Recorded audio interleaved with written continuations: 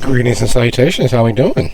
I'm good. Getting in a New York state of mind. Got my little Lauryn Hill playing. Yeah, that's a good thing. I can't say that I actually have like a real soundtrack. I'm developing one, but I don't have one yet. Which is interesting, because normally, I keep soundtrack or two for the characters to help get in the mood. And I have a soundtrack, but it's overall more of just a role-playing soundtrack. So it's like Little Toby, some Wu-Tang, who else is in there? It's all over the place, but it's like of that, like from 1965 to 2013. So it's not like really indicative of any one particular person, and more just of the mindset of role playing, if that makes sense. And what's going on, everybody? How we doing?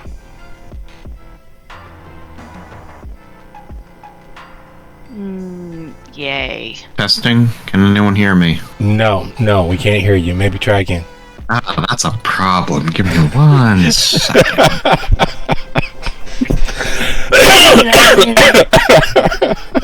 There we go. Okay, now I hear everyone. Good. Yeah, I don't know how, but somehow Discord decided to switch my audio output device to my microphone. You used to do that to me all the time. Did you change like programs that you use regularly? Like, because I know if I switch over and start using Steam? Yes, there we go. My brain is just not braining right now, but yeah, if I switch over to Steam, Discord will disavow all inputs and all of them will go to Steam. OBS won't pick it up, NCH won't pick it up. It's just like, if I start using Steam, I have to remind myself to reset absolutely everything for everything that uses audio. So I haven't used Steam, but I did update a few pieces of software recently, so maybe that's what caused the change. Yeah, and Discord is silly. I'm not going to insult it, because we need Discord, we're still cool with you, but like, yeah, some of the things that it does just because it can, I can't explain. I have no rightful understanding of how that's absolutely I feel possible. like my way of referring to Discord sometimes is the jealous girlfriend. Like, you didn't do shit. Like, you glanced at somebody else's picture and, bitch, how dare you, and then she cuts up all your clothes. Yikes. But overall, everybody ready? I'm just saying, waiting to exhale. Fair enough. Ready is relative, right? It's related to somebody. I'm not entirely sure whom. No matter what we do to get ready, we're never going to be readier than SpongeBob. Fair. Yeah, I suppose that is a thing. Figure I'd redo a piece that I hadn't done in a very long time, and redo it and update it. So that's what I'm doing in the background. What's up? What's going on? All cylinders mostly firing, or we're still in nap phase? Nah, I napped earlier, so I would be awake instead of 5 minutes before I had to be here. That's a very, very good thing. Now, as far as everything firing, I don't know about that. Smoking, burning, it works. All motion is good motion. So yeah, how about that shout out on the World of Darkness news? I am not prepared for any sort of attention. What do you mean? You get nothing but attention. But yeah, no, it was nice. It's a nice recognition. Yeah, that's pretty much it. Like, it's a nice recognition. We also I was fangirling so hard. That is pretty cool. So to be fair, I think every time I've ever posted anything on Instagram that was World of Darkness related, I've gotten a like from Jason Carl. I have to wonder, like, is the World of Darkness community just a lot smaller than I realized? It was. It earnestly was for quite a long while. Every time you'd pop into somewhere, there were several different faces that you've seen elsewhere, and it's getting less and less common. So that's just my understanding of it so far. Must be the newest crop of converting D&D players to actual role-playing. It's always a good thing. Well, just looking at the course of things, I know that they were not the end-all be-all, but at the same time, when Twitch started, and then Geek and Sundry happened, and then Critical Role happened, and then springing off from Critical Role, World of Darkness, Vampire the Masquerade got a campaign, and then it snowballed from there. Because you had a lot of the players from Critical Role or close friends of them, joining that campaign, so that it just automatically got a boost out the gate. It's always nice to have friends, and that support and exposure definitely, I'm sure, helped. So, moving on to the matters at hand. This week was interesting. My mental preparation that I do while I'm doing other things, multitasking in my head, is the only preparation I do is I think of scenes that would be cool and then hope that we land on them organically at some point. So this week, I know we had a few things to tie up initially, but then I had no idea where you might go after that. So I don't have a lot of prep work, but that's not unusual because I pull 95% of this right out of my ass as we're going anyway. True story. But yeah, so I had a hard time coming up with the episode name. So what I finally landed on, which I'm not 100% happy with, is Something Borrowed, which was in reference to the blue-haired girl and the fact that you borrowed a server with videos on it. Yeah, that's Quote right. unquote, borrowed. I somehow forgot that happened, even though I was the one that did it. Yeah. And a laptop. It is a technological age, just to be expected. So this is the point where you would put the disclaimer, but I think anybody who is actually coming to listen to this knows that this is an adult game with adult situations, and it's for adults, and people do bad shit, and there may be some trigger-worthy things, though we haven't gotten quite that far into anything yet, I don't think. Also, there will be blood. Lots of it. There will, and some of it will be drank, and some of it will not. Disclaimer, please do not drink blood in real life. There are many bloodborne pathogens that are unhealthy for you. We are professionals. Alright, so yeah, this is All of Us Sinners, Episode 3, Something Borrowed. When last we left our burgeoning coterie, they were at an all-night internet cafe, probably the only one in Manhattan that is still open. Because everyone has free Wi-Fi, so why have internet cafes? We had 3 of us in there looking up websites for a livery service and ordering a car because they had been followed by a car that was registered to this business. So they're trying to get to the bottom of that. They have a server tower or a tower server, computer, whatever, that is in the trunk of Penny's car that may or may not have some incriminating video surveillance on them. They hope that that will be the end of that video-wise.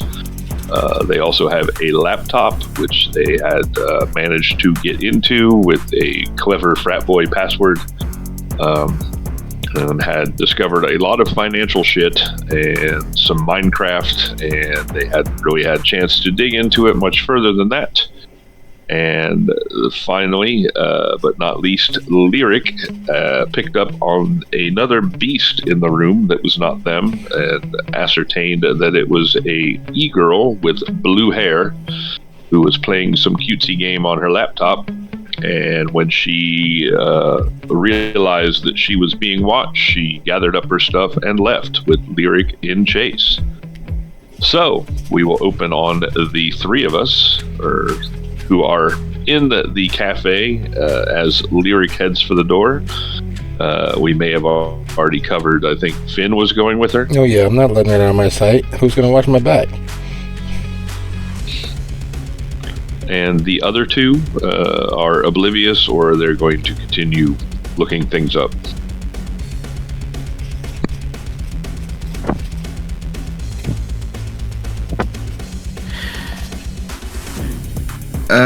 I'm assuming that seeing everyone leaving, Jacob would probably be prompted to follow them. Yeah.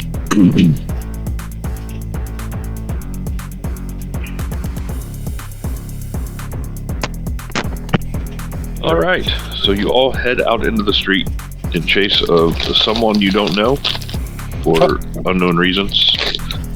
Nah, I know, Rick. If she's chasing something, either she's going to enjoy it or we're going to regret not being aware of it. Let's stick to the matters at hand. And away she goes. And I'm not sticking around.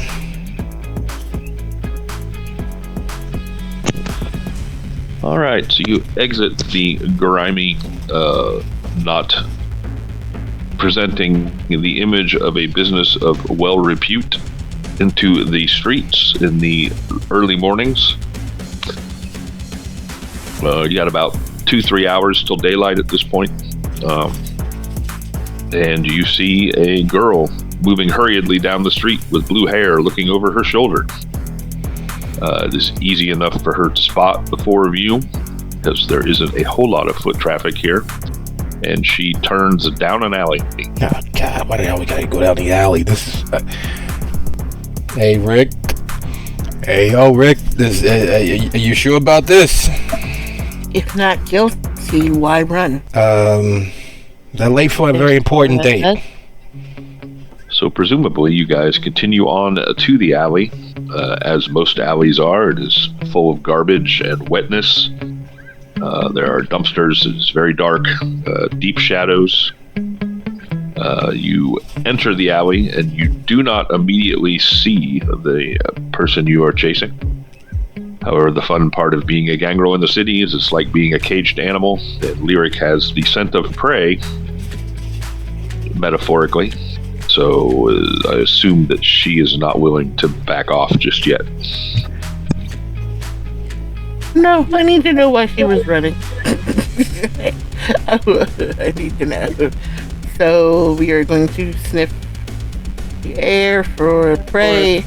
If there are animals of actual animal sort in the alley, which probably there will be rats and stuff, she's going to use them as a way to track.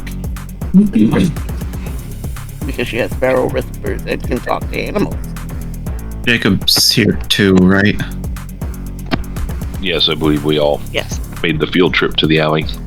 Alright, he'll throw up Sense the Unseen as well. Alright. You don't see anything in the alley. Of course, there are plenty of rats and stray cats hunting those rats, even though it is New York City, so some of those rats are bigger than the cats that are hunting them. The feral whispers will require a rouse check. Then there is a roll. Let me find it.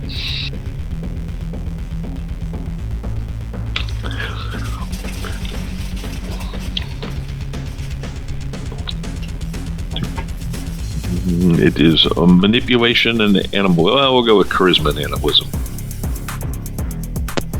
I don't think you're trying to trick them into looking for things for you. No, not really. It's just like, hey, help us this out.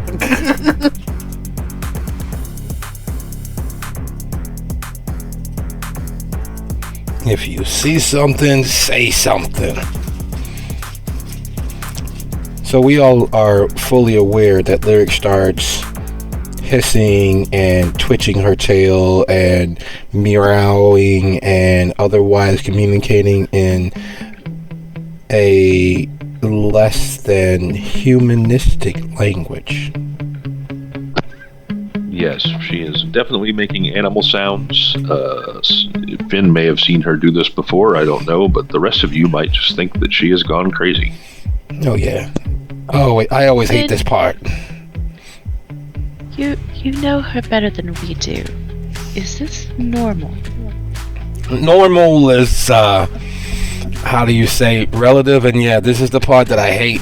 It's like, have you gone to those bodegas where they're not Puerto Rican, but they're not Dominican, and they're from somewhere over in the middle of nowhere, but they're speaking in almost not quite kind of sort of Spanish, so you can understand uno, dos, and the numbers, but you're still just nodding your head and listening for your name.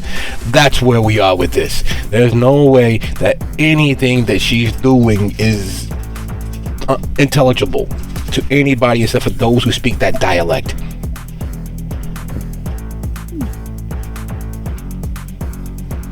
Does it come in handy? For who? For me? No, because I'm sitting around with my hands in my pocket looking like a fucking dumbass. But for her, yeah.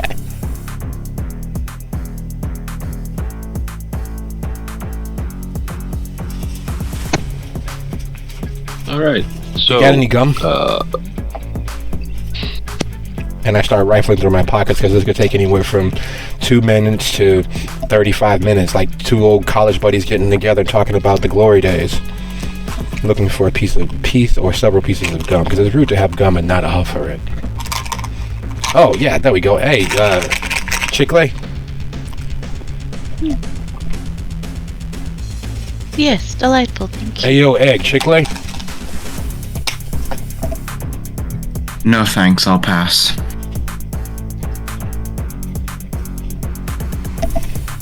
It is, of course, cinnamon flavored.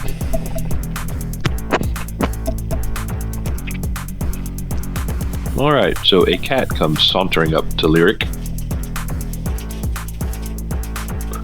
and he says only to Lyric, because no one else can understand what he is saying through his body language and throat sounds.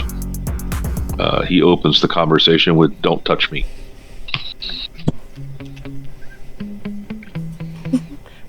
No problem, little man. You Gonna help me out? You have food? I can get you some food.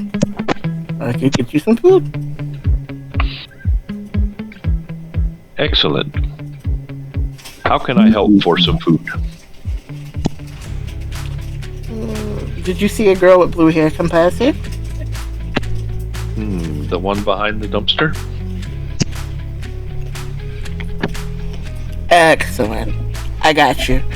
And she, being a creature that normally hunts on her own, usually tries to keep jerky in her pocket and gives the cat the jerky. He will approach it gingerly, eyeing you cautiously, and then he will grab it all at once and run off into the darkness.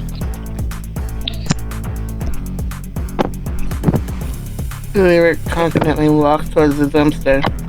Look, I don't want to chase you no more. You don't want to run from me no more.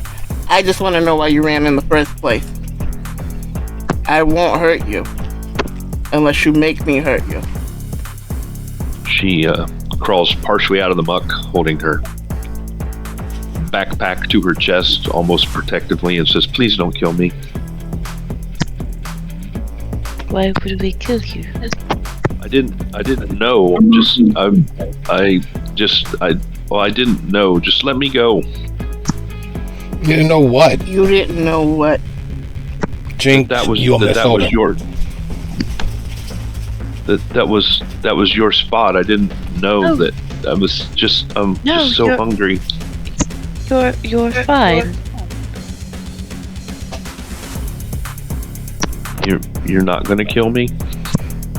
Why would we?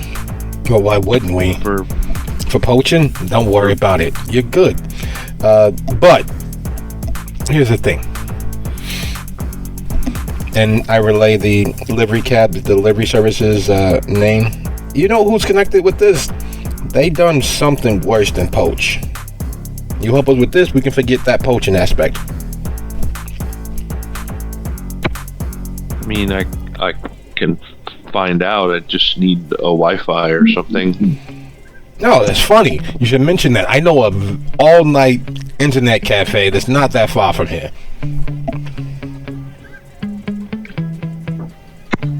She smirks, but still has fearful eyes because she isn't sure whether to trust you all or not. Don't worry. We're a bunch of pushovers. We're nice entities. I'd say people, but that really would be a misnomer. You should see what this one, and he points towards Penny, what this one has gotten up to. The things that she's done will blow your hair back and worse. Like, she's really about that life. Quiet though she may seem. And then you got her enforcer, and point towards Jacob. This man can split your wig faster than you can blink. So you gotta be in your P's and Q's. So long as everything's nice and easy and straightforward, we can get you out of this. No muss, no fuss. Maybe even become friends somewhere down the line. Not tonight, of course, until business is settled. Jacob raises an eyebrow at this, but does not say anything to refute this. Lyric is biting her lip, trying not to laugh. But seeing as how she was the biggest threat at first, she steps back, closer to Finn, but giving the girl space so that there is not this looming threat of her being there. I pull out the gum again. Chick-fil-A.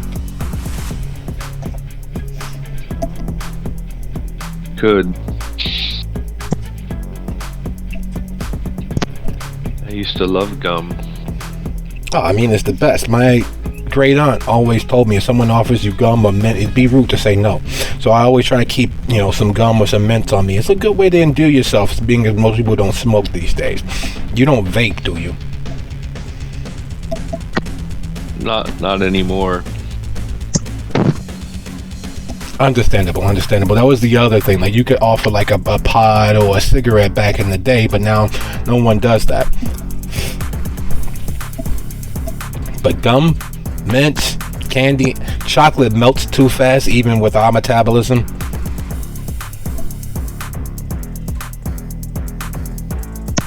She stands up and tries to wipe some of the muck off of her with the edge of her hoodie sleeve. I got some wipes, and I dig in my pockets looking for the leftover bag of wipes that I used to whole bath when out partying.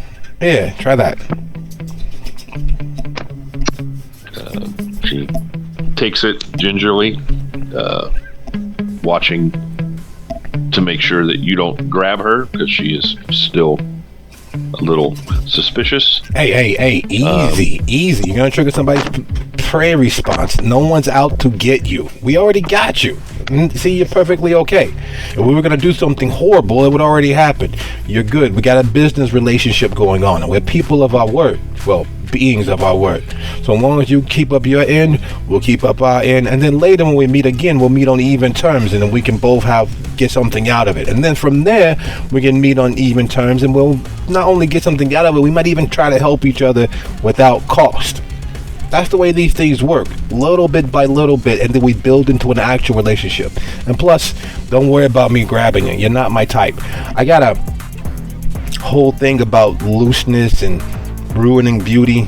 You're good. You're perfectly safe. She nods at you slowly, wipes some of the muck from her hands. She shoulders her backpack and says, "So back to the cafe then?" Yeah, together. Like a group of associates who are hoping to become friends later. By the way, I'm Finn. This is Lyric. That is the mafiosa Don of the Lower East Side, Penelope. That's Jacob, but you never want to call him by his name. It makes him angry. He has this thing where instead of expressing his emotions, the flatter his affect, the more involved he is. I think they called it antisocial personality disorder or something like that. So with him, as long as he is not actively harming you, you know you're in his good graces. Lyric has since walked to the edge of the alley and is looking both ways, back the way they came, just to make sure. She looks at Jacob a little fearfully, and nods her head slowly, looking back at Finn, and says, "I'm Morgan." Morgan, like the captain? That's a very nice name.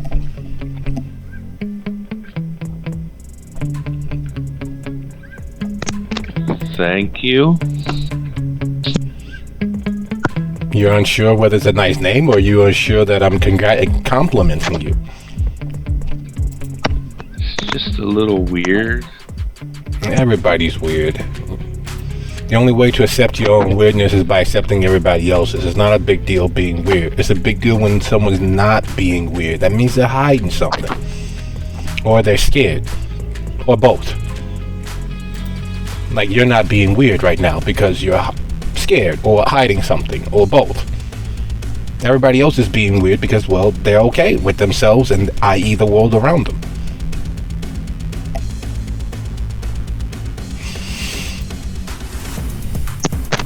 She still looks cautious and suspicious, but she has eased up a little bit. She also seems very twitchy. She did mention that she was hungry. All of you are experienced enough as kindred to realize she might be a little hungrier than you normally would let yourself get, but she seems to be managing it well. She's not flipping out or being aggressive.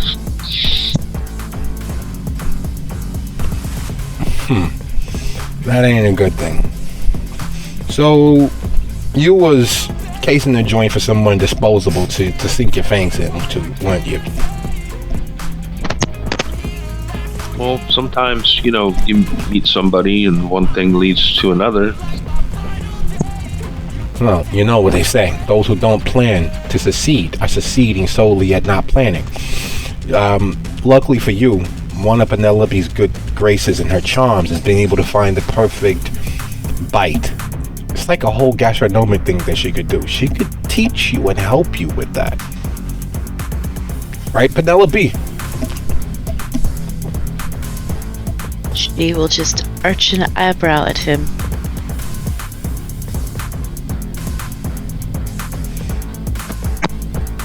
I mean, I could help you, and then maybe you could help me. Yeah, see, there we go. That's how you build relationships that stand the test of at least a few hours. So you help us find who's connected with that company. Penelope shows you how to find the best bites and easily get what you need. And then everybody parts company as stronger associates. Sounds like a plan. Oh, okay. I need some Wi-Fi. What do you need to know? Well, we already have the name of the company, and we know, and then I lower my voice a little bit.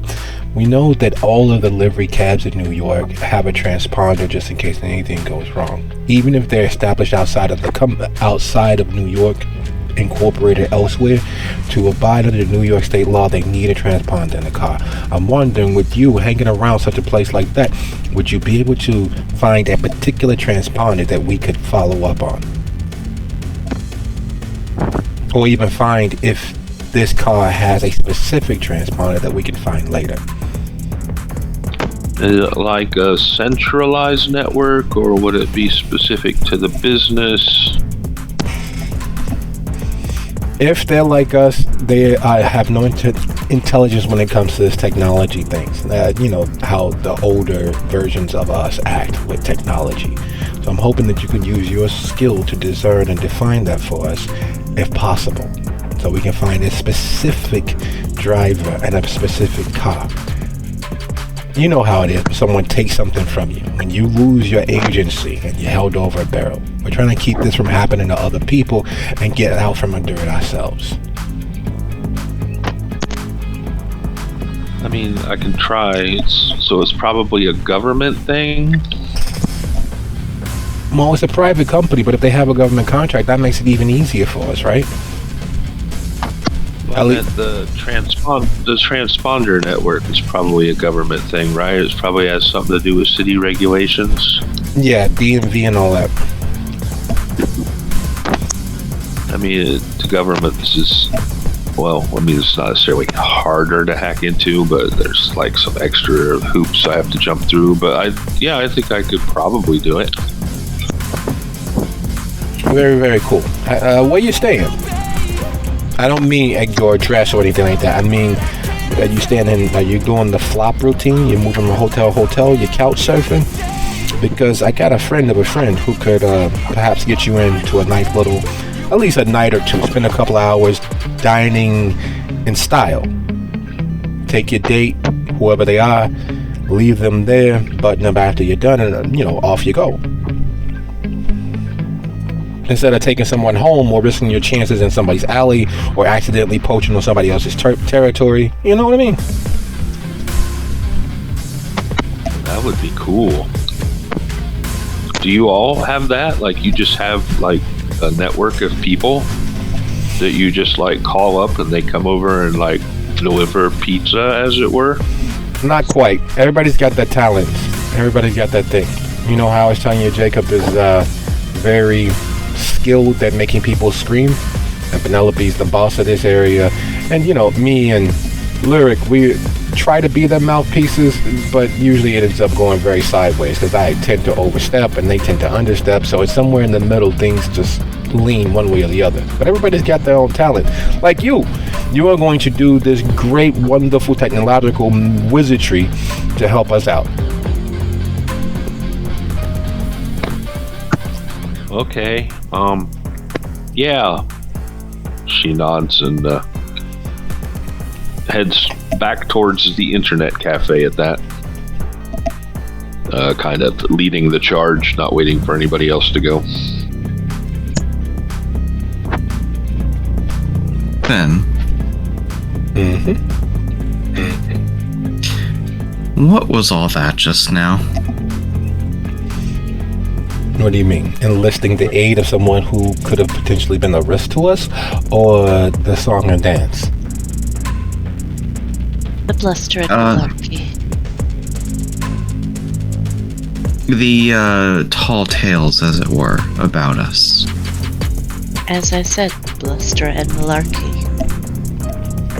Well, despite all of the singing and dancing distract them from the real thing that we're after. The whole point is give someone something to believe in. Whether it's true or not, it has nothing to do with us. But if they believe that it's true, they're going to act like it is. They're going to do what they're going to do, which means it helps us in the grand scheme of things. And that's what we're aiming for. However we get there, the point is to win as best as we can. And wouldn't you believe that you, despite being underweight, could be a threat, especially being quiet? People don't like silence.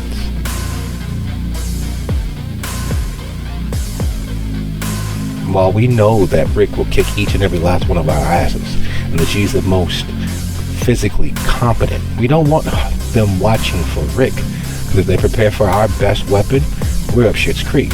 But if they're prepared for you to kick their ass and Rick comes out of left field, or they're prepared for Penny to be the one tossing off the orders, and it is a flat circle of leadership with this group of ours, they don't know what we bring to the table. The whole point is to keep them unawares and us with a leg up.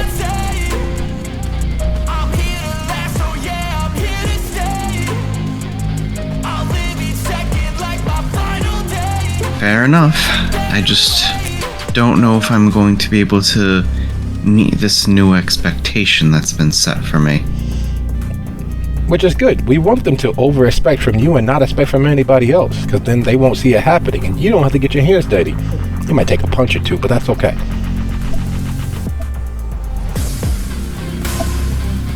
Very careful. Hearing all this.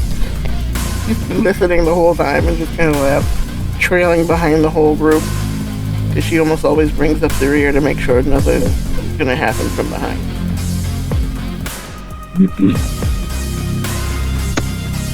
So, rounding the corner a little ways ahead of you, as you guys have lagged behind to have your quiet conversation, she is just talking away, seemingly not conscious of the fact that she has put some distance between the two of you, or your group and herself. She's just kind of prattling on something about pizzas and she enters the internet cafe and goes back to where she was sitting. She reaches into her backpack and pulls out a laptop, which has seen some use for sure. It is bright pink and covered in cutesy goth stickers.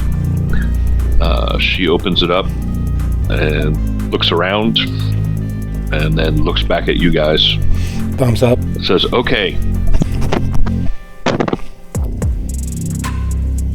All right. Okay, what did you need? I give her the license plate that we pulled up and the livery company, and we're looking for that particular license plate's transponder.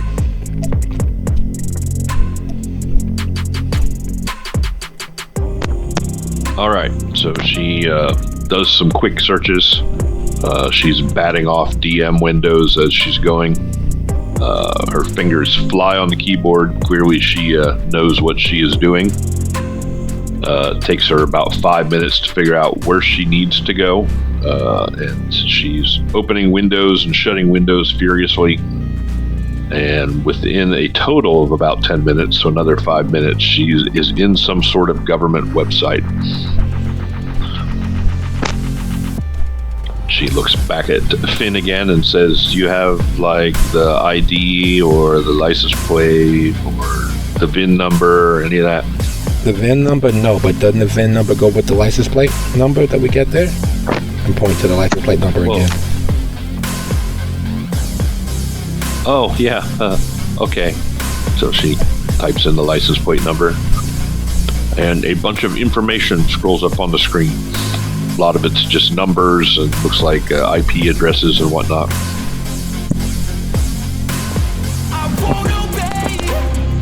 Okay, so you needed to know who it was or where it was.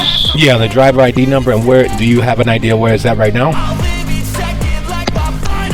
Taking out a notepad and start jotting things down.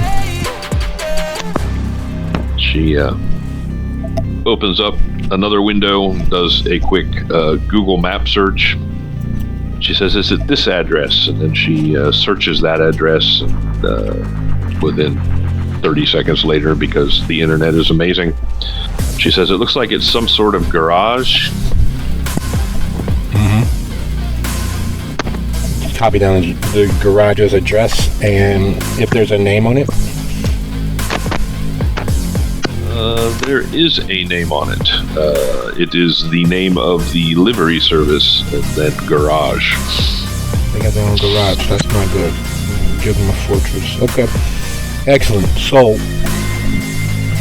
what we need from you, my dear, and you gotta bear with me on this, because I always have a hard time formalizing ideas into ways that other people can see them, because I dream in color and most people don't. I even have whole books from Dostoevsky that I read in my dreams. Honest, hand to God, I swear to you. But Morgan, Penelope's going to show you how to hunt and get you somebody. While you all do that in this area, would you mind walking me through some of the hubs that you just touched on that you had access to?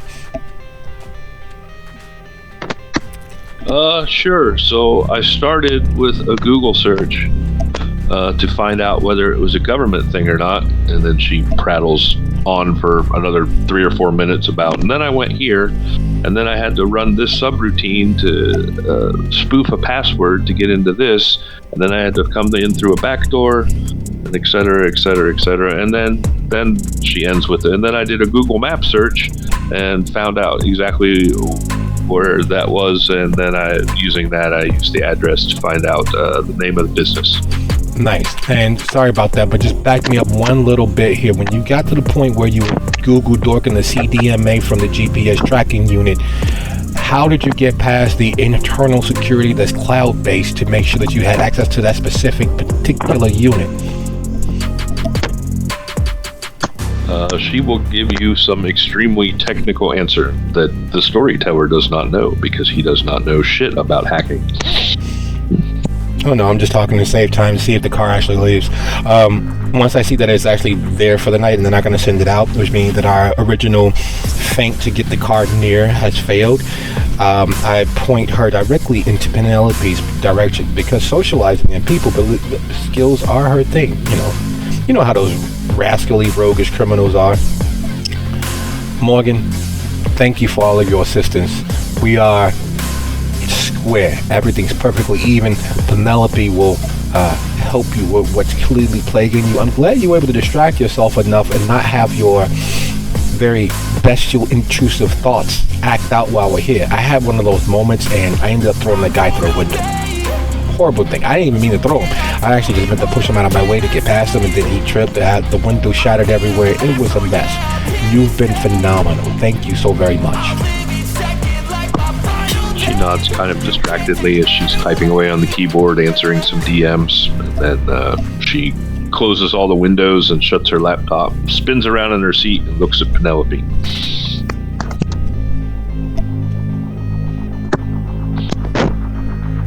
So, do you have a preferred dinner plan? I had a guy for a little while, and we had like an arrangement, if you know what I mean. She winks twice. And, but I think I heard it, and I haven't been back there.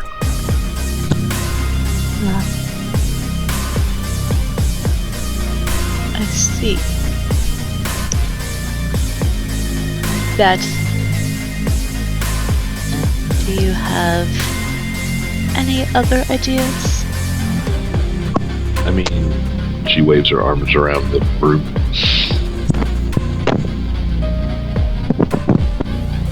Most of the people here don't seem that social.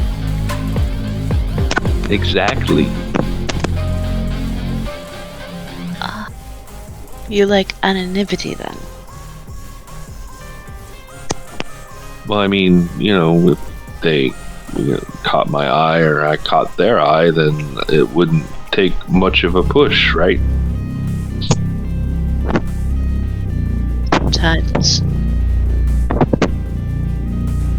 Is there anyone in here that catches your eye? I mean, not really. But, sometimes, what's the phrase that we can't be choosers? True.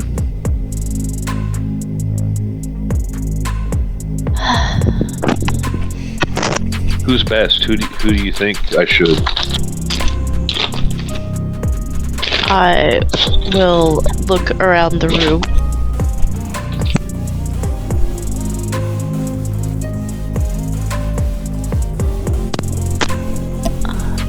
Lowering her voice, she says that like a couple weeks ago I ate a homeless guy and he was all tangy and stinky and I didn't like that. It is quite so. Does anyone catch my eye? I mean, not really. It's pretty sparsely populated. It's like 4 a.m. Alright. So just like 1 or 2 people maybe. Yeah, not very many. Enough that she's speaking semi-freely. And it's not alarming you. Okay.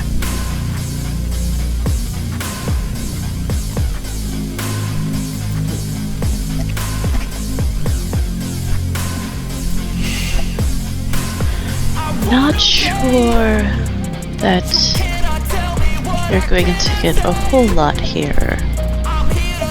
Most of the people that you've seen here are regulars or random people. I don't know, I've never been here before. This is your place, right? I guess tonight it is.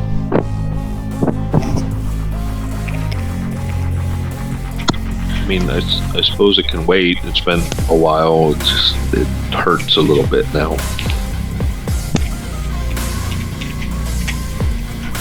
That will not do. You don't want to go too terribly long.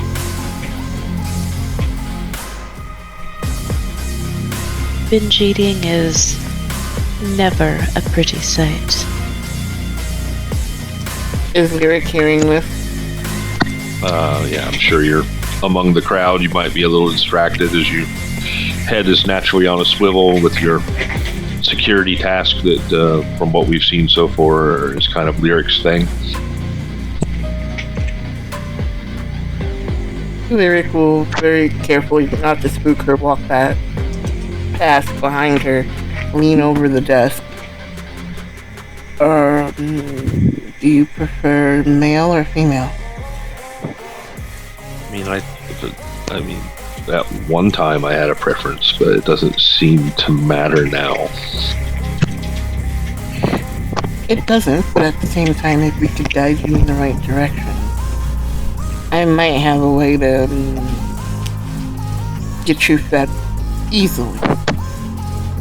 No questions asked. She nods with a hopeful look in her eyes.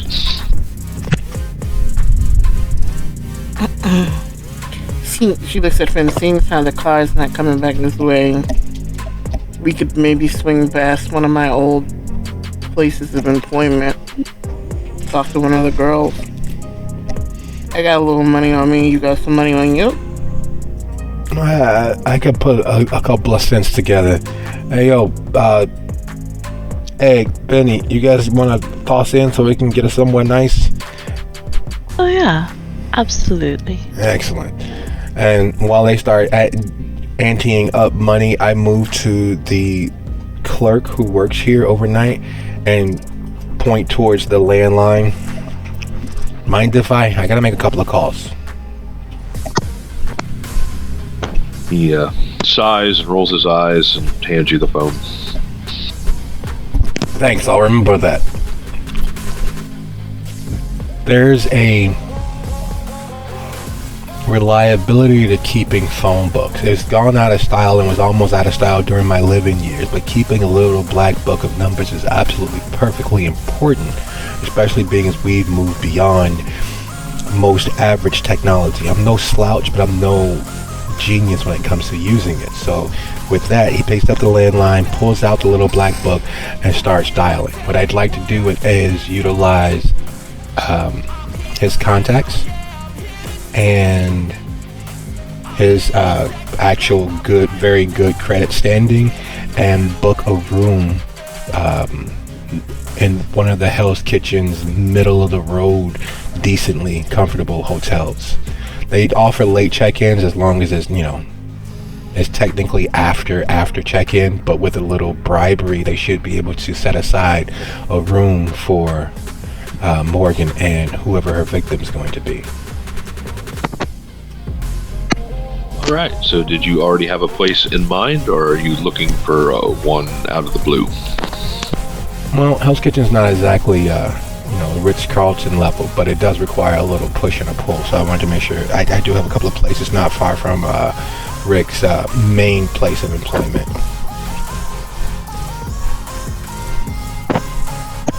All right. Well, as long as you are already aware of a place, it is easy enough to call and make a promise of grease palms, because it is no skin off their back if you don't show up.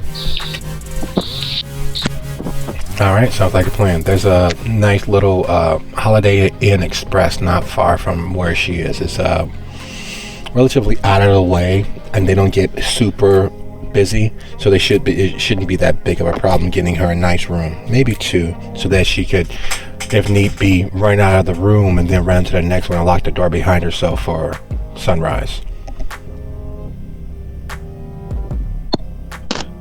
All right. It being a weeknight, we'll say it is not extremely busy. It is easy enough to find something accommodating, because they have plenty of vacancies. All right, sounds like you. Oh, go ahead. No, just saying, once I get the secure that it's actually a done deal, then I'll head back to the group. Absolutely. I'm sure a price was negotiated over the phone and whatnot. Yeah. So that is all taken care of. But as I said previously, if you don't show up, it's no skin off their back. So they'll be upset because the money they're spending in their mind won't be in their pocket anymore. But other than that, all right, sounds like a plan. All right, so how much we come up with, guys? How much do we need? as an aside, as you're talking, a car with tinted windows rolls up outside because you ordered one. But it's not our car, so we're gonna ignore that. They don't know who we are anyway. That's fair. Back to the conversation at hand. Usually it's about 2 lap dances worth enough for to get a VIP room, so maybe like a couple hundred.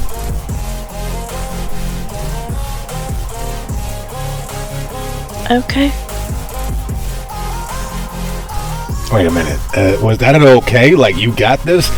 I have a hard time getting 2 cents to rub together. You got a couple of hundred? I tell you, it must be nice being, dying with a silver spoon in your mouth. Rick kind of pinches Finn. Leave the girl alone, jeez. Hey. Took a little effort to get here.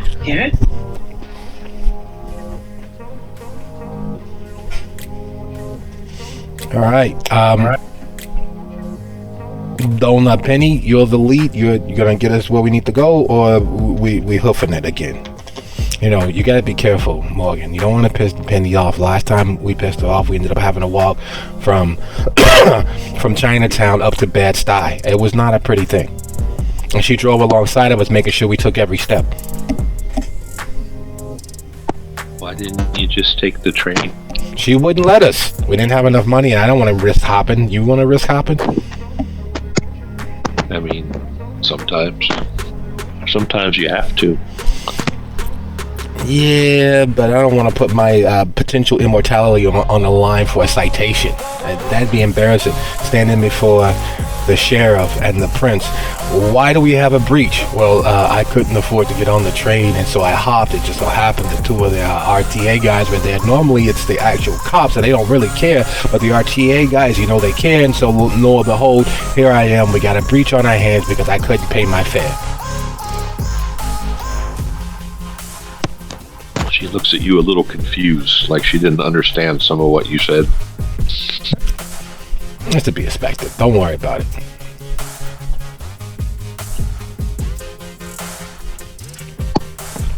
Alright. I suppose it would be easier to take the car. Like that car? Is that your car?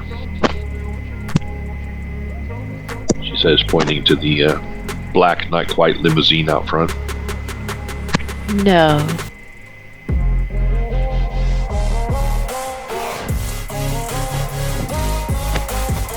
Okay. I tend to not let others drive. Lyric starts looking at Finn, getting a smirk on her face.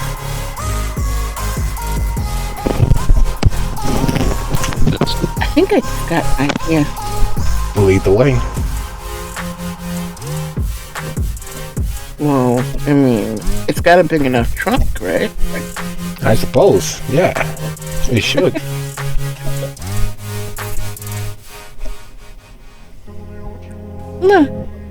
She walks up to the passenger side of the limo-like vehicle and knocks on the window.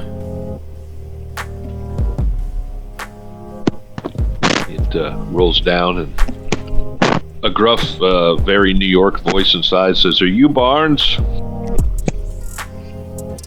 Oh, he's inside. But he likes when people open their door for him.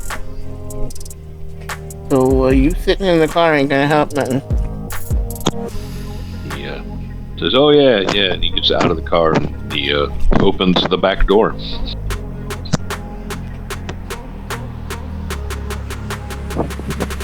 While his back is to me, and she's like checking the street real quick. Don't put him in a sleeper hold and drop him to the ground. All right, let me get a roll for that. That would just be strength and brawl, and if you have grappling or anything, I think you had joint locks, that will apply.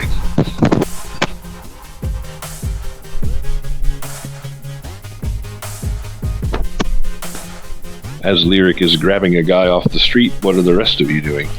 Moving toward the car, because I'm sure the idea was to take the car. Penny, I hope you know how to drive this one. Maybe it's probably automatic.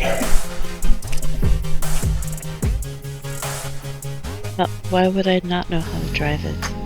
Because it's automatic and it's a way for your skill and talent, but, you know.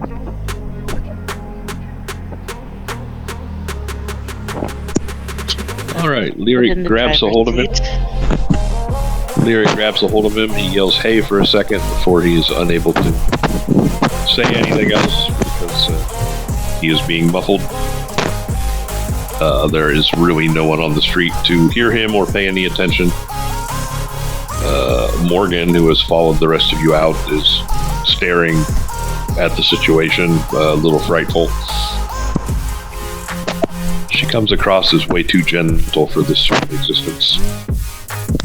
Moving around the car while Lyric struggles with the driver, I move to his door and see if I can pop the trunk. You can indeed. That's easy enough to figure out. Moving right back past her, struggling with him, going completely unconscious, go open the trunk or start rifling for jumper cables or anything, or rope or bungees or anything like that, as well as trying to make sure that the spare tire is actually in the recessed portion of the trunk so that he won't bump his head on that or otherwise severely damage himself. Yeah, it's well appointed. You lift up the little fake rug thing, and there are jumper cables and crude tire iron and a cheap jack and an actual spare tire, not a donut. Style, the big money. Hey, yo, Egg. Yes? We're not trying. It's clear that we're not trying to kill the guy. So, rolling around in this trunk, do you see anything that he's gonna bump his head against or be able to otherwise harm himself? We don't want him really hurt. Just sleep. And I think that you all doctors are the same, right? You deal with the body and the mind and the soul and the spirit and the alchemical balance of the three, right? Sure, yes. Let's say we do. Alright, excellent. So we want to get him in here without him further compromising himself. We don't want him to be, how do I say, discomforted.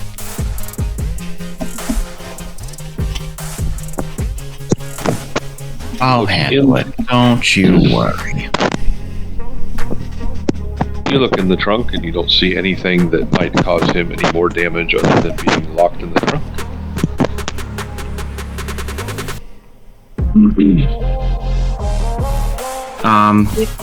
So as I'm assuming Jacob is the one handling actually putting him in there, is that right? You may want to unhook the emergency open. Oh, yeah. I was looking to find some bondage. I don't know. I don't think the jumper cables would really work more than maybe just tangling them up. That's not what we want. We want them secure. I don't see any bungee cords or duct tape. I mean, who doesn't have duct tape in their trunk? Lyric rolls her eyes, and with the hand that she's now got free, yanks his tie off, runs it through her mouth to wet it, and then ties it around his hands. Is it a clip-on? It is not a clip-on. And in answer to Jacob, I believe that Lyric was doing all the manhandling, so they just wanted Jacob to give it a once-over. Oh, never mind then. He's the smart one. If he has ideas, this is the point. This is the time. This is his moment. I mean, you could certainly get involved in the manhandling if you would like. He'll wait till everyone's done.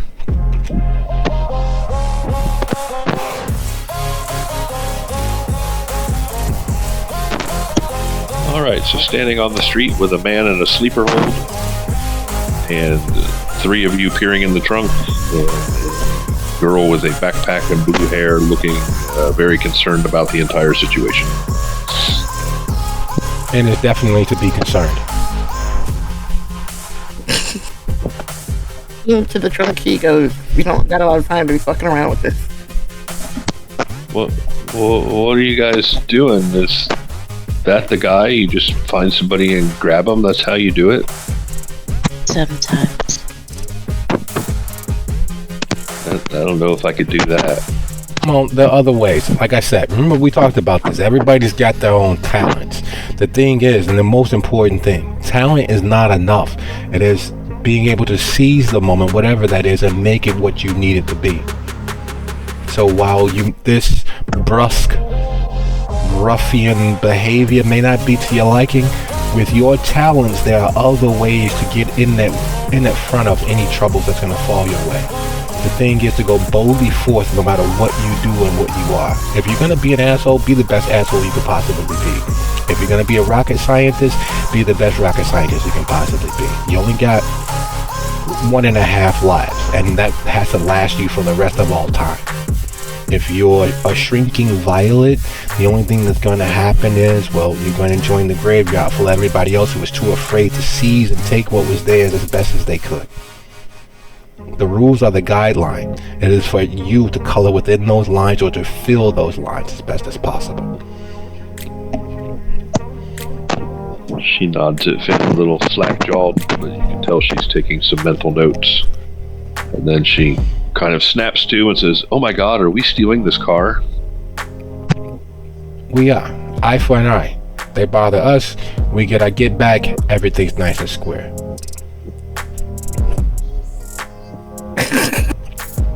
Lyric has since closed the trunk with the guy's hands tied. Before the trunk closes, Jacob's gonna say, let me just do a quick once-over. You guys go back to the car. Don't eat this one. Oh, don't worry. He'll be perfectly fine. Deal. Morgan says, "Cool," and resists the urge to yell shotgun and just slides in the back. Yeah, the back is where all the comfort is. You never want to ride up front. Riding up front, you got too much responsibility. You know, the whole idea behind riding shotgun was to be able to protect the vehicle. We don't do that these days, but on road trips, you're responsible for hydration, for adjusting the playlist, for making sure you yell out, punch Bucky. That's a lot of pressure. You want to ride in the back where it's nice and easy.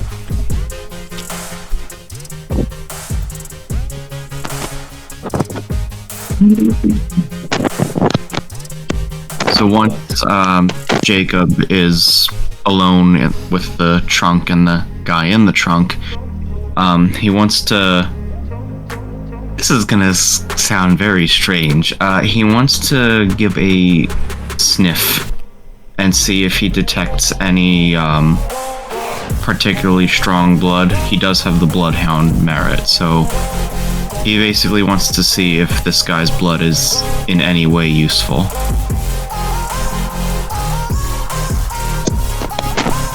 Well, you can tell that he is a combination of very angry and very scared at the moment. Let me look up the merit real quick here and see exactly what that will give you. Oh, so he's still conscious? He is still conscious, I believe. Barely. Got it. I'm just assuming that he was gagged or something. I know he was tied up with the tie, but it was easy enough to shove something in his mouth. his own sock. No, he probably got a pocket square or something. Them fancy dudes have pocket squares. Yeah, it gives you the resonance. So he is a combination of angry and scared, not to an extreme degree where it would create a dyscrasia or anything. Don't need necessarily dyscrasia, but he looks the guy in the eyes and says, "Relax," and uses compel. All right. He is an unprepared mortal, so he relaxes. And then Jacob is going to take a syringe, stick it in his arm, and draw up some blood. All right. More than easy to do. With your knowledge and medicine skill, taking half will be way more successes than you need. So you have a syringe full of a chauffeur's blood. He covers the wound, or actually, yeah, he can just lick the wound. I forgot. That's a thing. So he closes the wound and he will cap the syringe and keep it in his pocket. That will be potentially useful research material later if it still maintains its potency. Well, you know, you have a smallish window for that, but for the time being, it is certainly usable. Worst In your pocket, case scenario, it's a quick snack. Say in your pocket not being optimum lab conditions. But yes, it would be a quick snack. And then he closes the trunk and returns to the car.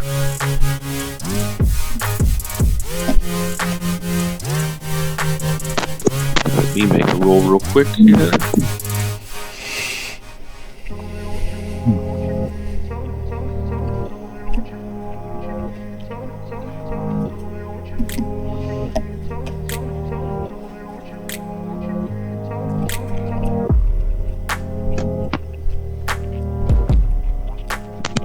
Okay, as you get in the car, Morgan turns her head and looks at you curiously.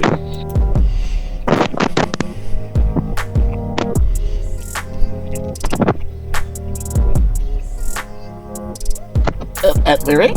Or At Jacob. He looks at her in return. Yes. She shakes her head and looks down at her hands. She's afraid of Jacob. He's a mob boss.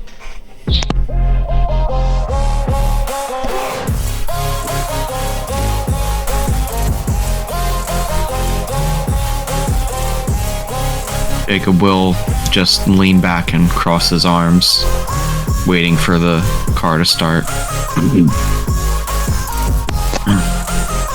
And I assume Penny starts the car. Where would you like to go? Where am I headed, Lyric? The Lyric will give her the address of one of the lesser clubs that she used to work at, but still has good graces with. Because she knows the girls there are a little lower tier than the higher end clubs, so they'll be more willing to come away for some money as long as she's there. Good. That means we'd be like 3.5, 4 minutes from the hotel. After we pick up your date, we got a place for you guys to alight for the remainder of your time with them, if you like.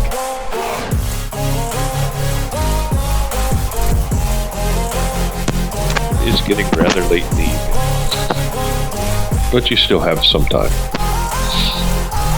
It does occur to you, however, that once you are done with this errand, you're probably going to need to retreat to some sort of safety.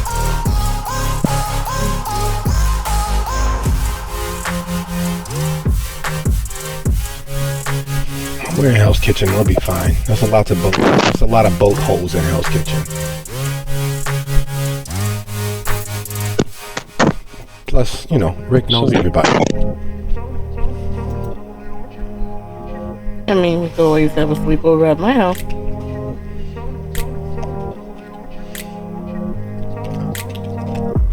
I'm very down. Is an option. So you roll off to a strip club that is 24 hours in the Hell's Kitchen. You pull up, not in a heavily populated or trafficked area. It is, still commercial, but there is actually some street parking. You need to circle the block to find something. You don't find something right outside, but you do find a open spot that you are able to maneuver the car into without double parking. And then presumably you all slide out of the car, ignoring the faint banging on the trunk. I mean, we could just send Lyric in with the money and she could bring the girl back out, but however you want to do it. That is also an option. If that is what you had discussed or are going to discuss. That sounds good to me. It seems like we could just arrive at the conclusion of that discussion.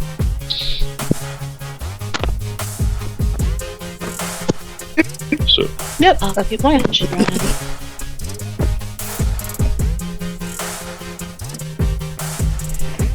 So, Lyric is gone for a few minutes. Poor Lyric is making all the die rolls tonight. Let me get a... well, first of all, how are you approaching this situation? As a old friend doing somebody a favor. Like one of the girls that looks like she's having a slower night. She would walk up to her, hey, I might die. Nothing crazy. But I got somebody that might want to meet you. And you can have this whole stack to yourself and don't have to share it with none of the other girls. You definitely have interest. We will call that manipulation and either persuasion or subterfuge. Could go either way. You're definitely dropping a carrot on a stick in front of her that she is interested in. So,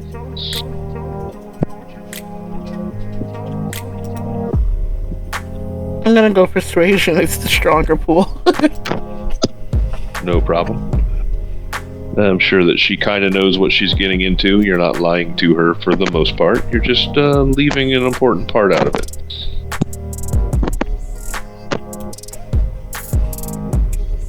Two successes is more than enough. She jumps at the money, grabs her jacket from the back, and beats you in the lobby.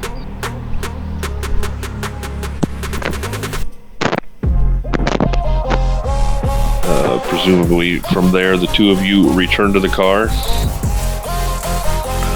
And as you are approaching with your stripper intact, who is still wearing largely stripper clothes under a long coat, Morgan looks at the rest of you and goes, "Who's that?" That, dear, would be your date for as long as you need her, to obtain what it is that you need from her. She's kind of skeevy. Yeah, but they get tested every couple of weeks while working here, just in case they do something on the side to keep the public safe. Health and safety is a real big thing. So at least you're not going to get anything that's communicable. Oh my god, I can still get diseases? Like I haven't been sick since this happened. True. You won't be sick, but who you entertain and entertained by can get sick from what you dabble in. You don't want to become like I hate to repeat it, but that whole urban legend about Typhoid Mary and how she was slandered. You could become that in real life. You could become patient zero.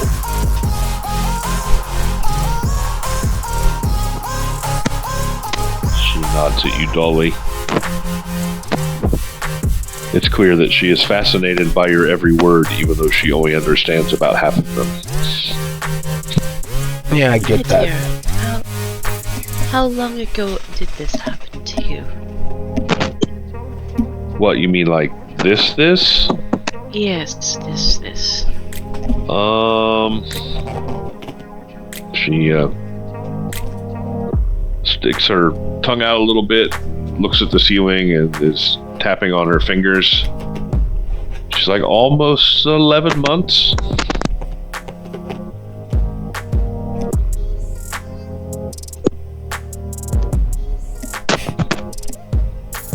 Why? When did this happen to you?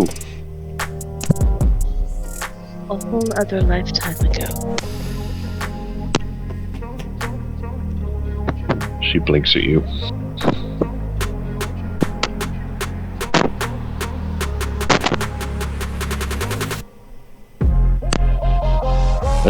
That's like a long time.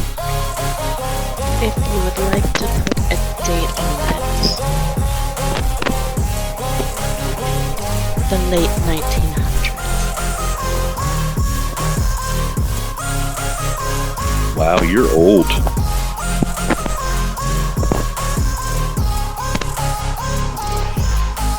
Assuming that's the point that's when they were pulled open the car and you're old and just kind of stifles a chuckle.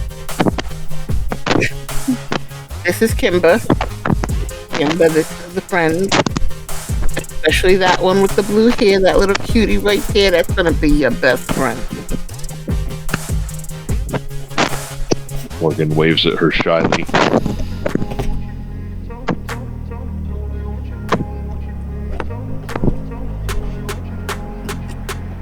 Kimber becomes very friendly, I'm sure. Crawling over other people's laps, sitting next to Morgan, and aren't you cute? And kind of like flirting with her, touching her. I'm taking it. I'm sorry. Go ahead. Say Morgan looks over at Lyric and very quietly says, "So just like right here on the street?" No, we gotta Shaking her head. patience. No. Patience. I'm taking it that you took us to Flash Dancers over on 45th, right, Larry? Yeah. It's like I said, it's not the bottom of the barrel, but it is not a Hooters or a Hustlers. So we literally could walk, but I give Penny directions literally around the corner to 45th and 8th. The hotel where we're going is right there next to the Shake Shack. Very good. She will take off and drive around the block.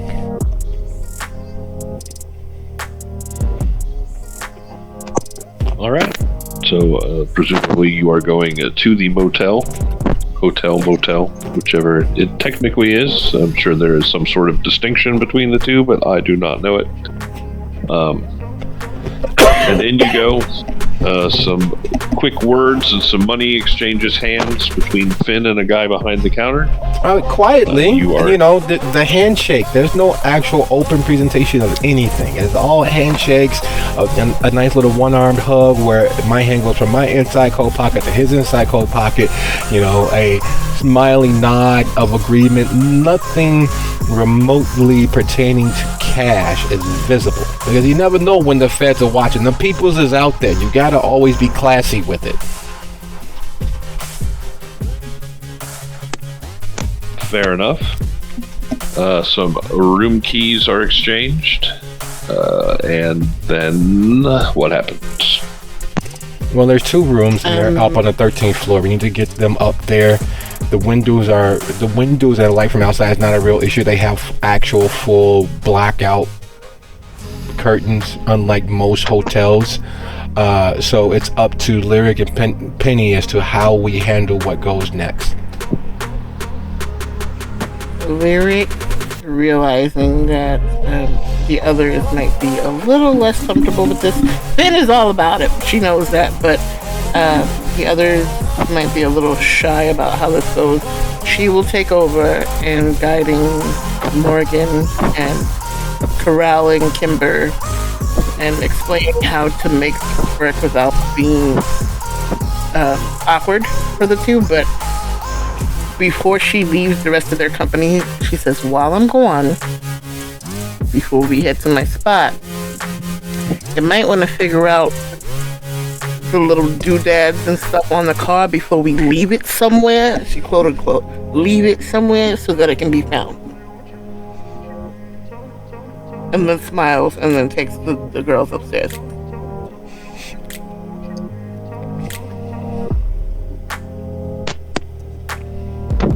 Jacob, you've been quiet. How are you feeling about this situation? Seems like a normal day for us, Kindred, so he's not particularly fazed by it right now. Fair enough. So Lyric, Morgan, and Stripper head up to the 13th floor. What are the rest of you doing?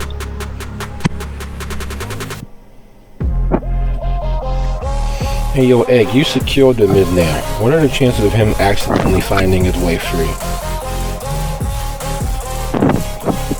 Did anyone disconnect the emergency release? Well, he's tired. If he gets out, it'd be a miracle.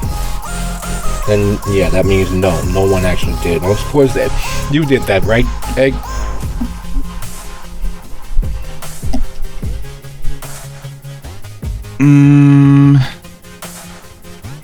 How about I put it this way? If you're really concerned about him escaping, why don't you go sit on the trunk for a bit? Don't mind if I do. Hop out of the car and go sit on the trunk. All right. There is some light pounding on the trunk. You have to be pretty close to the car to hear it.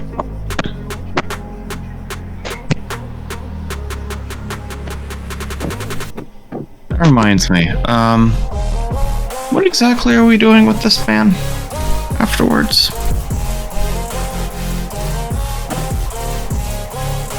I don't think that had been discussed. Are you particularly peckish? No, I am not. That's what Lyric told them to do when she went upstairs to discuss what you're gonna do with the car.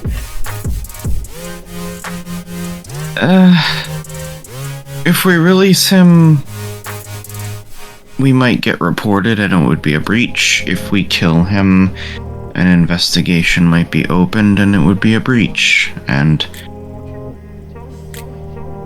My dear friend, I would like to point out that we have already been down this route tonight.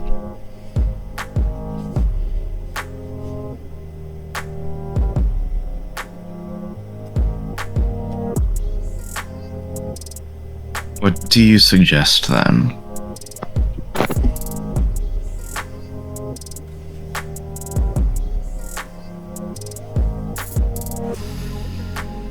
Well, the easiest thing would be to dispose of it.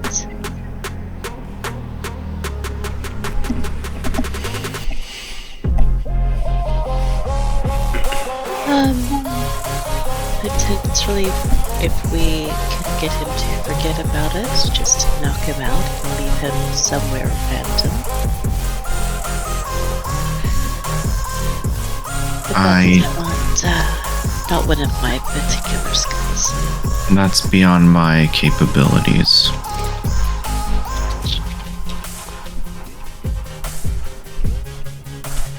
Ben. Right. Taking an I can Ben. hear him through the shield, through the back window. All right. How good are you at making people forget things?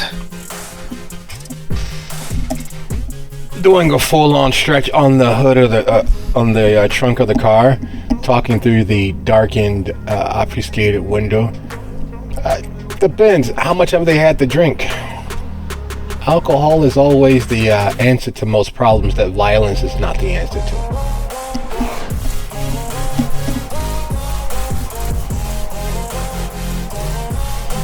So, that's out of the question, it seems. Well, if we have to dispose of him, and there's no one is particularly peckish, I might have a suggestion. I am in need of a test subject for some of my upcoming experiments. May as well not let a guinea pig go to waste.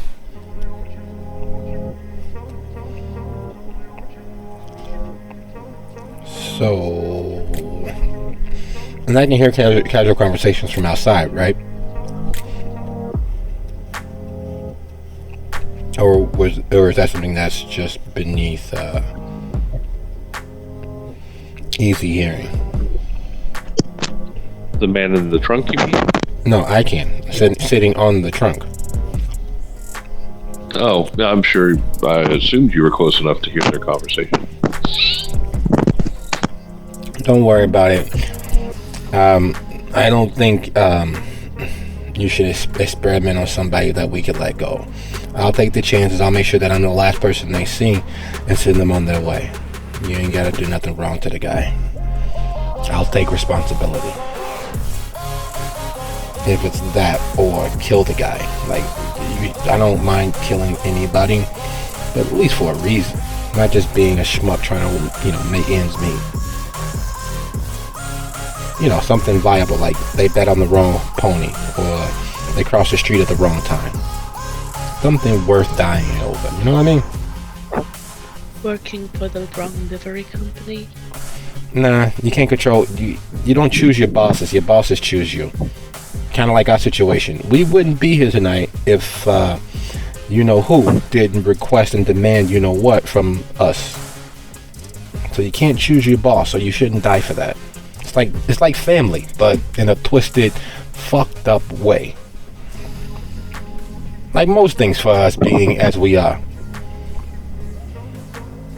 You seem to imply that my experiments will somehow harm him.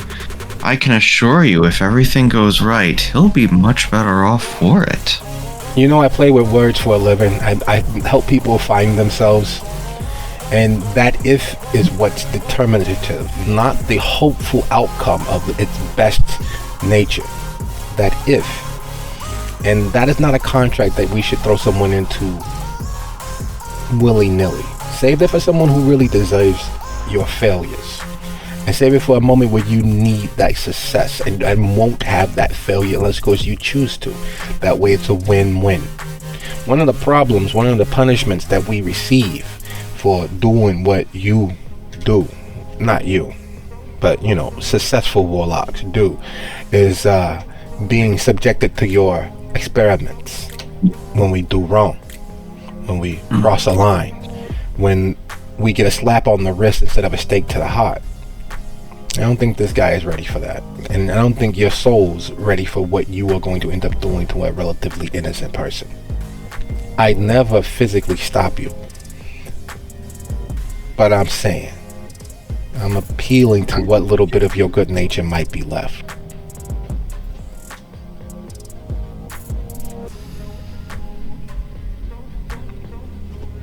Going to weigh on you that much, then?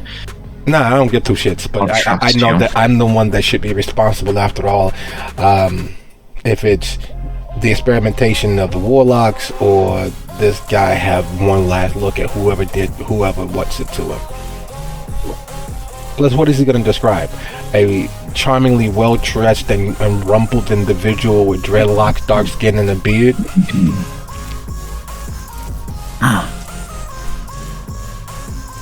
Fair enough.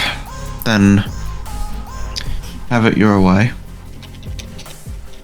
Don't make me regret my decision.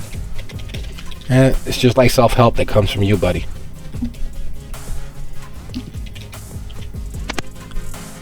And on that thought, perhaps it is time that we take a 10-minute break for everyone to pee, snack, and smoke. Yes. It is currently 10:53, so 11:03. Sounds like a plan. You betcha. Everyone enjoy. Alrighty, is anyone back? Close enough to count. True.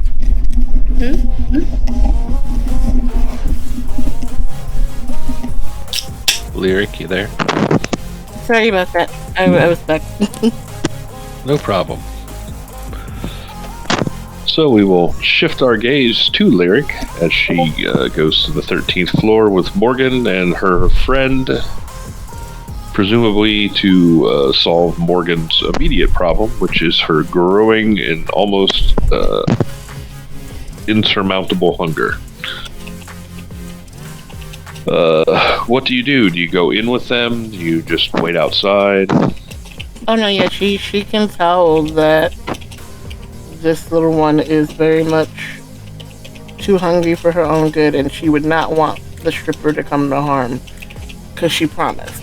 So, if anybody's gonna be there to kind of like make sure she don't get out of hand, it's probably best to be Lyric. She definitely goes in there with them, and sitting next to Morgan, she breaks the ice by having Kimber like dance around the room or something like that. But while Kimber's dancing, she will lower her voice out of human hearing range, getting right next to Morgan. Okay, so the way this goes, I know you've fed before, but the way this goes is you be delicate with it. It's gonna be nice for her and nice for you, but you gotta be gentle, right? So maybe ask her to give you a little bit of a dance. She sits on your lap, puts her neck right near your mouth. You don't pounce. Give her maybe a couple kisses. She shouldn't fight you too much because she's been paid to not fight you too much. And you take a little bite. Okay? She nods enthusiastically, looking at you. Her fangs are already out. She says, okay.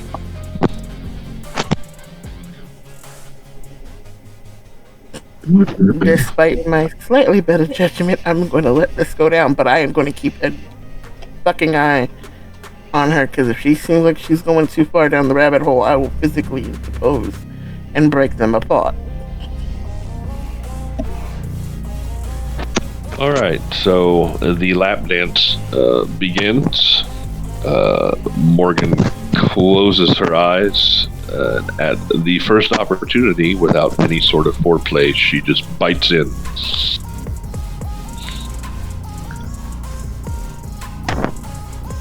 And if you would like to give me a wits and awareness,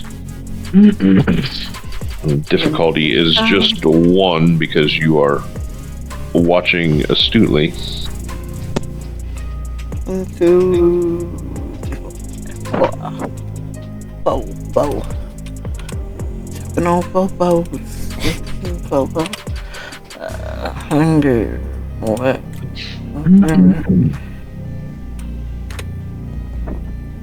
Yeah! Alright. You don't notice it exactly immediately, but within a few seconds, you see the look in her eye that you have seen before, which indicates to you that at the current moment, her intention is not to stop until that Capri Sun pouch is flat.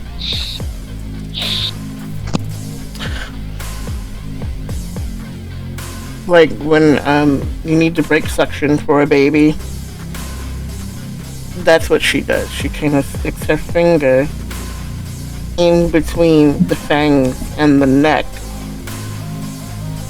pinching Morgan's upper lip as hard as she can, and whispers in her ear, "Let's go." She's almost trembling, but she's too weak to really fight back. Tell that she's not exactly a strong person. She'd probably fight you like a wet kitten.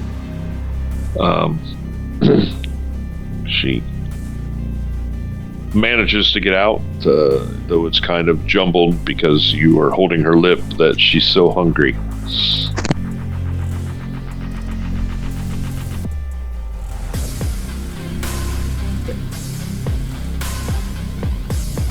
How long has it been? Like 3 weeks. For fuck's Okay. Shit. Alright, but you gotta... She kind of gets a little bit of Morgan spit and rubs it across the wound to close it up so that the girl doesn't keep bleeding. Puts the money in her pocket and lays her on the other bed in the room. Alright, we need to switch rooms. Let her sleep it off. We can see what we can do about getting you a second meal. But that should have taken the edge off, right? She nods slowly. She does seem a little more in control of herself, though she was on the edge of frenzy there for a moment. She seems a little stronger, like she's more focused. Can I tell about how hungry she was? Like how much more she would need to feed to bring her to even? She still looks like she is pretty hungry, so you could probably easily ascertain that she was pretty close to just losing it. Whether she was feeding on someone or not, like jumping people in the street, losing it.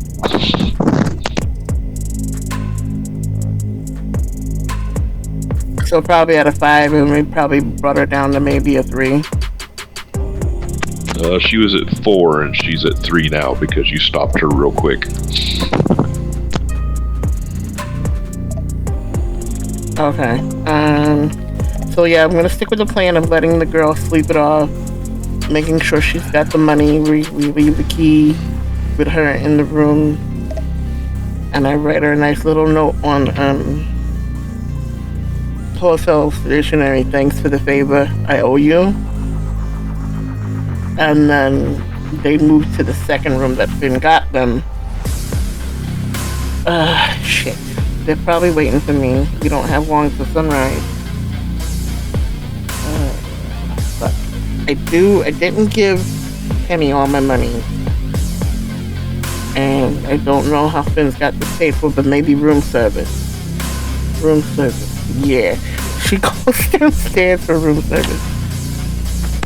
It's not really the kind of place that has room service. They would suggest some local delivery places, though they're probably getting ready to close up for the night because who wants Chinese food or pizza at like 5 in the morning?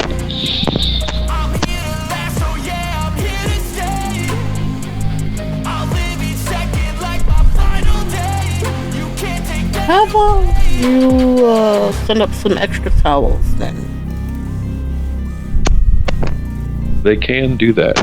In fact, it's early enough that housekeeping is just starting to show up to start cleaning rooms and the premises, such as it were. Not that they do a great job.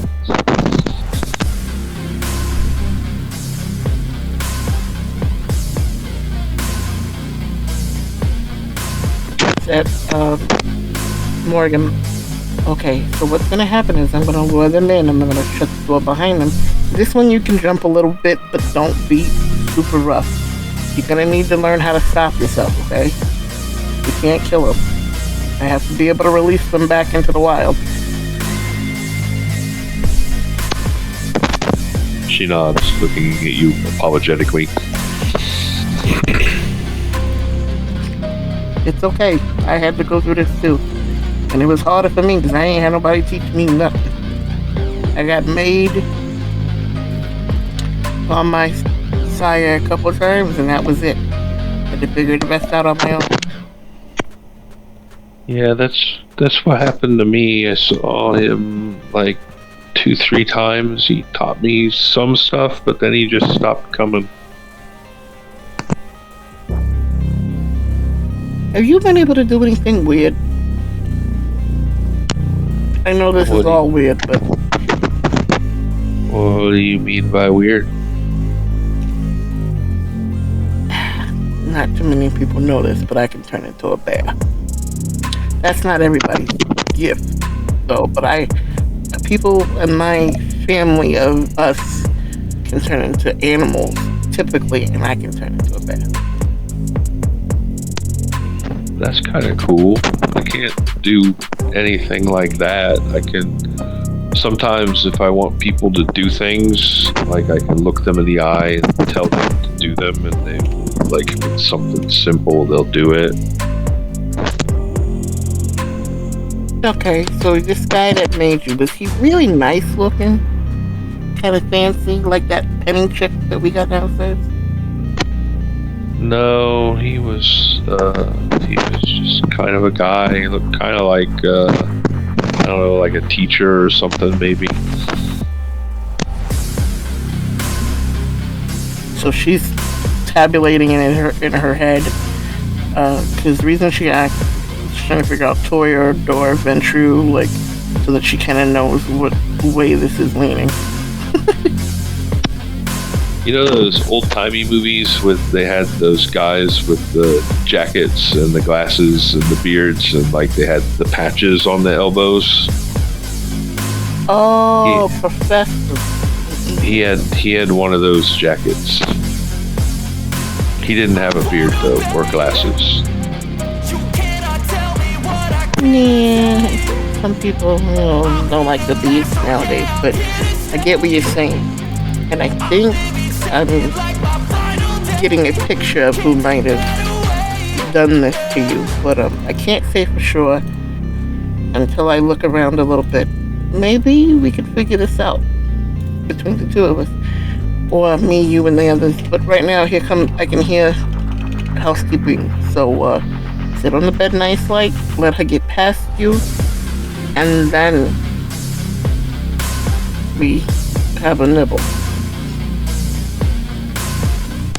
All right. She nods again, folds her hands neatly in her lap, bouncing one of her legs, kind of fidgety-like. Meanwhile, out on the street, what do we see going on? It seems like they've been gone quite a while, longer than you expected Lyric to be gone, at least.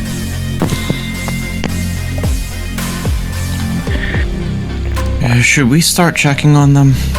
This is taking quite a while. Now, they're okay. Give them another 20 minutes or so. Storyteller, how much time is there until sunrise? Not a whole lot. You've got an hour, maybe 2 hours, somewhere in between there. Your window of options is closing slowly. I don't mean to be an alarmist, but we don't exactly have a lot of time until the sun rises. So, Don't might see want to any. hurry them along. Don't see anything on the horizon yet, but the foot traffic is starting to pick up slowly.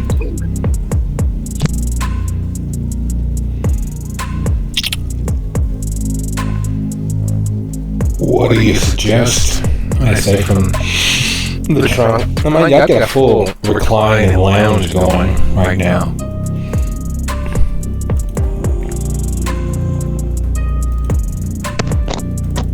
Your prisoner seems to have given up on thumping on the trunk. He clearly knows that you guys are there and don't care.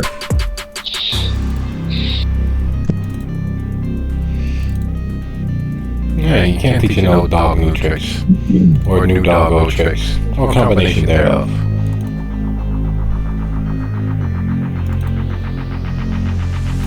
We have about an hour until sunrise, so we'll have to find somewhere close to back up. Well, if it's every person for themselves, then yeah, that's a problem. If not, we stick to the plan. Although, with a few audibles. The audible being, this car is the Trojan horse to get into that garage unnoticed. While we are going to give that up, I suppose, I prefer if we didn't. At least not until we're able to actually get into that garage, figure out what they know. Take whatever tech they got, so that at least, being as we've already wasted the bulk of a night getting back to our employer, we can go back with answers and with a clear-cut path of success that we've already traveled or mostly traveled. It's better to beg forgiveness than ask permission in this particular case. We're already out on a limb. Unless, and this is of course unless, everybody's got their thing, you want to go back to your sire with a big fat failure on your mark, and you, nodding towards Penny, want to add to your reputation failure to deliver as per the client's request. If that's the case, we can, go our own ways now. But if it's not, Lyric has already volunteered us finding and spending time in her most secure and personable haven. No need to worry yet, provided we're still in this together. And you expect to be able to accomplish all this in an hour? I expect to be able to accomplish all this before we go back to our employer. An hour? We couldn't even get our heads out of our ass in an hour. But once we're done, we know who's been following us, we know what's going on, we have someone or a potential patsy to offer as sacrifice instead of ourselves. We walk away, if not with a success, at least breaking even.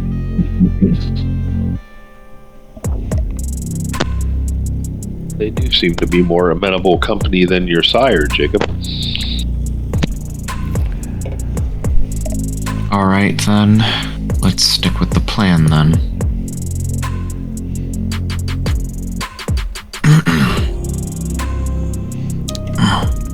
But, as you are in fact worried about Rick, with good reason. She's an experienced hunter, there's nothing that takes her this long. So let's do this. Ben, would you be so kind as to pop the trunk? I'll pop it. Sliding off, opening up the trunk, and then grab the driver by his lapels and begin hoisting him up and out and trying to untie the tie. Hey buddy, look. And I catch his cheeks, and with the trunk up, I meet his eyes. You've had a hell of a night, and while it's not perfect, you ended up with the most beautiful stripper that you've ever met, and you're spending the last few hours with it. You're trying to talk yourself out of going back, but realize that your best option is going upstairs and forgetting the last few hours and spending time with your stripper friend. And yes, I have cloud memory. Cloud memory won't cover the span of time that you had him in your care, but a little intimidation behind that might help too. Alright, sounds like a plan. Let's make it happen. So we'll go with manipulation, intimidation. How's that sound? Alright, sounds like a plan. One hot roll coming up. Hopefully it's not as hot garbage as that Men in Black tossed together fond memory.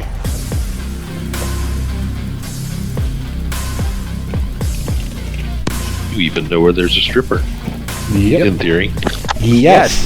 That is the reason for, trying to use it that way.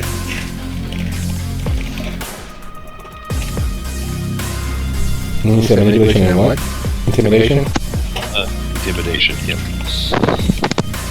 Listen here, you're gonna have a good time and you're gonna like it! Right? Well, more the this is what happened to you. Or else. Yes, the or else.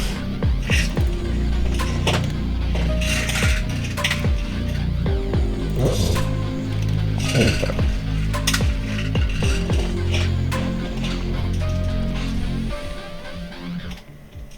And any difficulty? Just put 3. Excuse me. Well, I don't think it was as difficult as 3, but you have 4 anyway. You are the sort of people who have had him in the trunk for the last hour and a half, 2 hours. He nods at you and says, yeah, sure thing, man. Just pick a room number, the first one, the easiest one, right after the elevator for those 2 rooms. and tell them to go knock on the door or go, it should be open anyway, because it's not like they lock the doors generally. Most people always forget to lock the doors for some strange reason.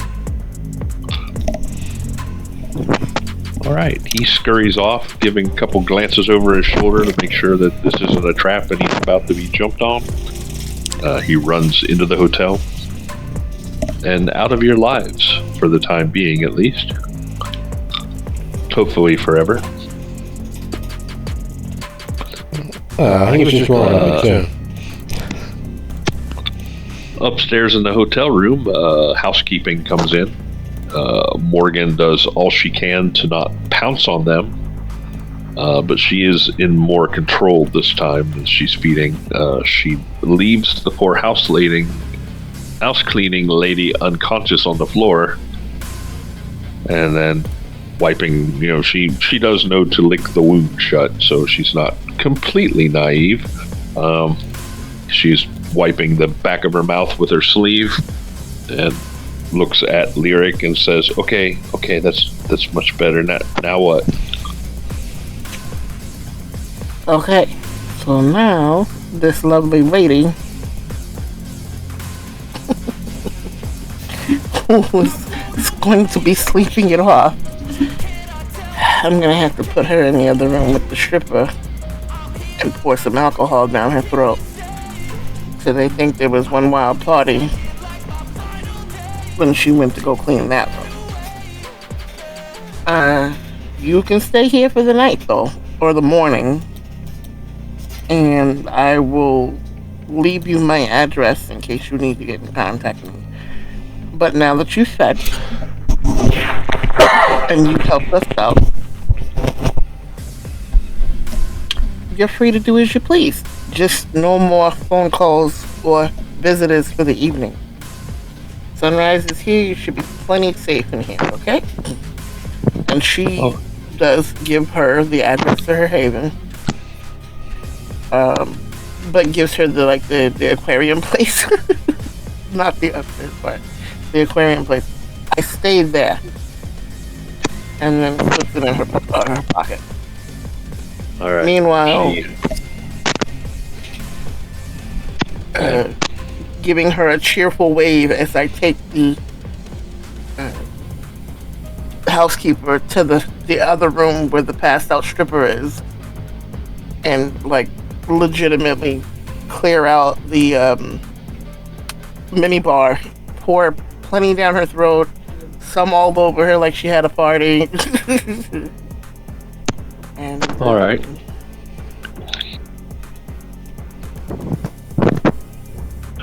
Fair enough. As you are leaving, she gives you a mock cheerful little wave, and then slumps down into a sitting position on the bed and buries her face in her hands as you're shutting the door.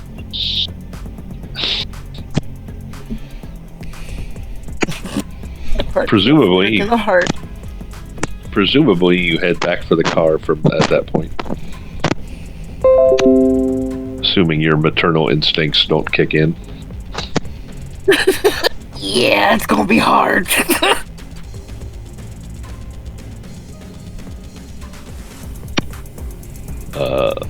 Not too long after the man that you sent into the hotel, who actually passes Lyric on her way into the elevator as he's coming out, Lyric returns to the group.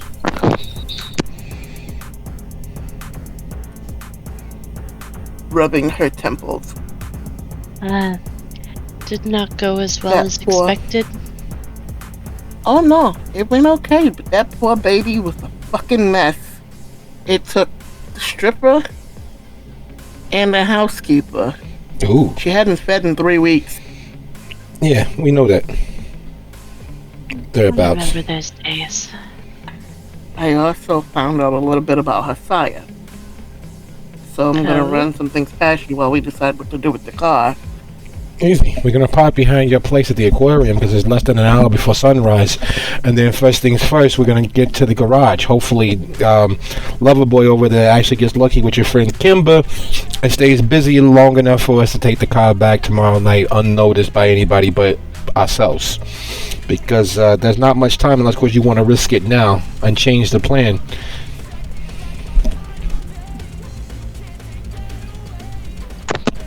Besides, when we get to my place, we can talk about who her sire might be. You got an idea? She said, Professor with the patches on his jacket, like old school Mr. Belvedere. Not like big like him, but like he wore that style of clothes. You mean like the thin blood primogen, Mr. Lawson? Isn't he a teacher or something? He would fit the description, as basic as the description is. Kind of like him, yeah. Yeah, I never liked that guy. Kind of messed up. As I left, I think she might have been crying, but I couldn't stay. Well, wouldn't you be crying? We've been extraordinarily kind to her despite the hinted at threats. You know how quickly that breaks people down? Even, dead people like us. I assume we're getting in the car and having this conversation as we're driving. I had assumed so as well, because you have about enough time. Are you planning to retrieve Penny's car, or are you going to leave it where it is? I suppose at this point it'd be easier to leave it where it is. Would certainly take less time, yes.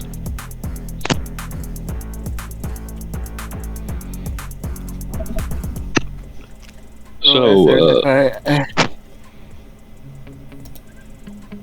I just gotta give you guys a slight bit of warning.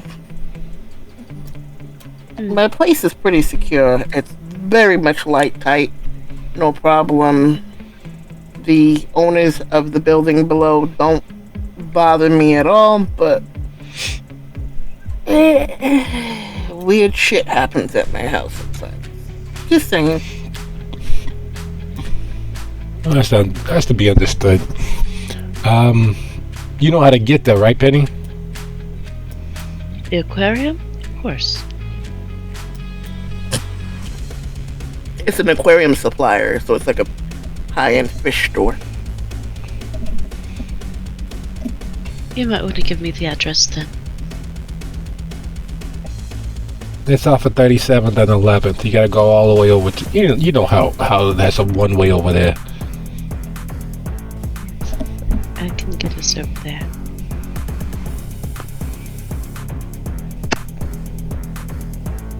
And off you go. It's easy enough to ditch the car in the neighborhood. You don't encounter any traffic since you didn't attempt to go get Penny's car. You are in the building with plenty of time before you are worried about the sun's rays catching you and burning you to a crisp. For Jacob, he is certainly allowed to come and go as he pleases, but he knows his sire will be unhappy that he is not there working studiously on this breakthrough that they expect from him. But at the same time, he was tasked to do something, and it's just taking longer than he anticipated. The rest of you, Finn tries to avoid his sire, Lyric's sire is trying not to be involved, and Penny doesn't know who her sire is. So you enter Lyric's place, and we will let Lyric describe anything that might be noteworthy about it. It is the second and roof flooring of a, of course, aquarium shop. The outer windows are painted black, and the bedroom is like 1 up 2, so it's a 2-bedroom. The thing that she was hinting at slowly becomes apparent as, because she has guests, the roommates that she has that are invisible, as it were, start showing their ass. So basically, as you guys are moving around the space, getting settled, as you're walking past one of the counters, something on the counter starts sliding towards the end of the counter, and she catches it quick and pushes it back. And then pictures start tilting slightly, and she tilts them back. She's been through this with these motherfuckers quite often, so it's like toddlers.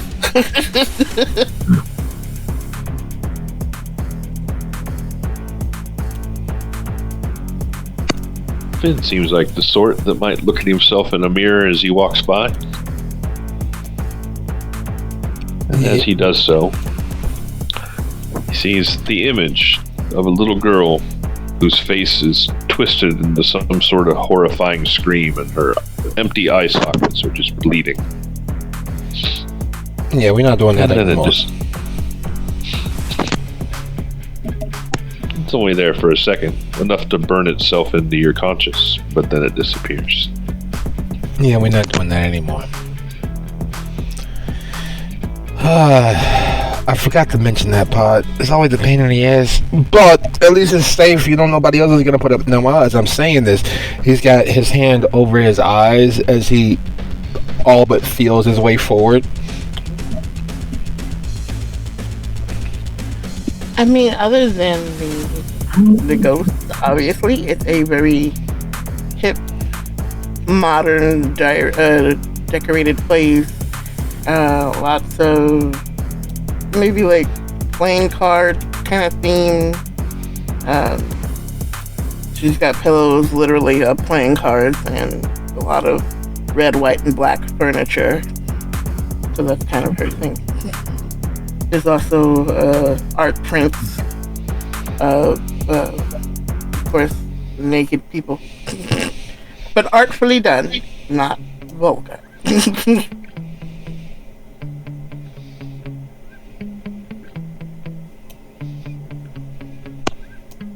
All right. Well, as you guys settle in to those domiciles, Finn avoiding looking into any reflective surfaces, at least for the rest of the evening, I'd imagine. There are several things that weigh heavy in the air, not the least of which the thing that started your evening, which was being tasked to retrieve an item that you did not know what it was, from a person who then threw himself off a building after some cryptic message about doing it again for her, leading into stealing a surveillance computer and skirting past the cops, being followed by a car, and meeting a helpless fledgling.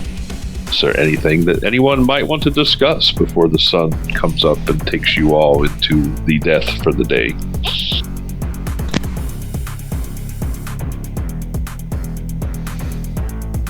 It's been quite an evening.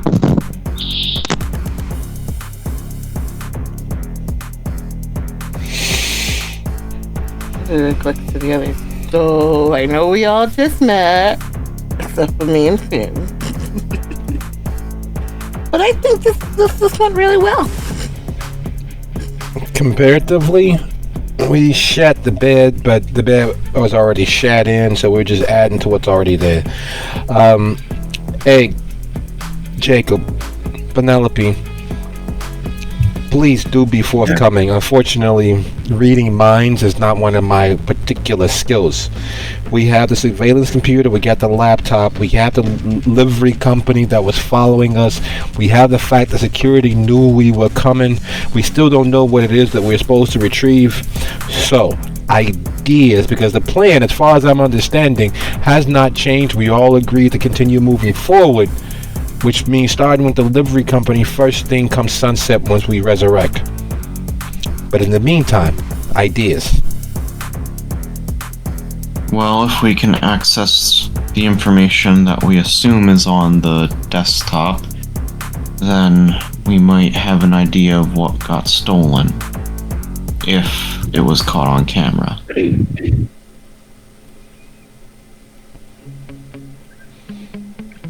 It's a good start. We also should find out who he is And we should probably deal with that little debacle with the tower.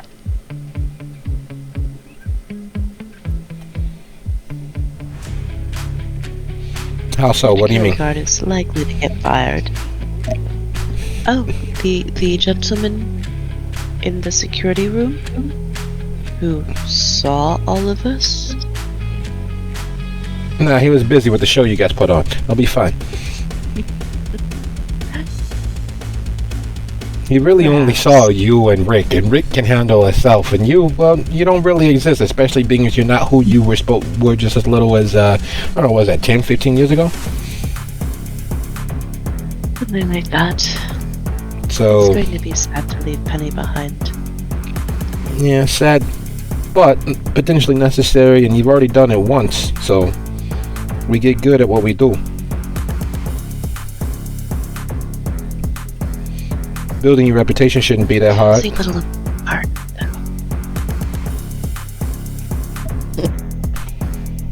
My thing is about the security guy. Who the fuck's gonna believe him that two hot girls broke in to the security room making out and then bit him on the neck and knocked him out? But that just happened to happen at the same time as someone fell off of the building. He was under a lot of stress. Being a top flight A1 security is not an easy job for everybody, and there's a lot of stress involved. So these things happen. Things break. Accidents happen. Minds catch psychoses and what have you. It'll be fine. And if it's not fine, we know what security company he works for. We happen to know a freshly turned, formerly living member of our society who knows their way around the computer. We got this.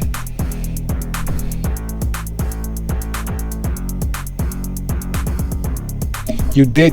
And he looks not quite terribly convinced. You did get her number, right, Rick?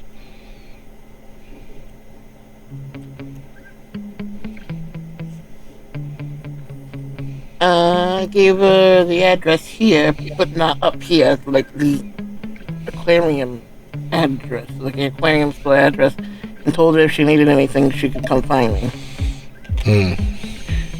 You know I don't have a phone. Well, I have a landline, but I don't have a phone. Well, that is a phone.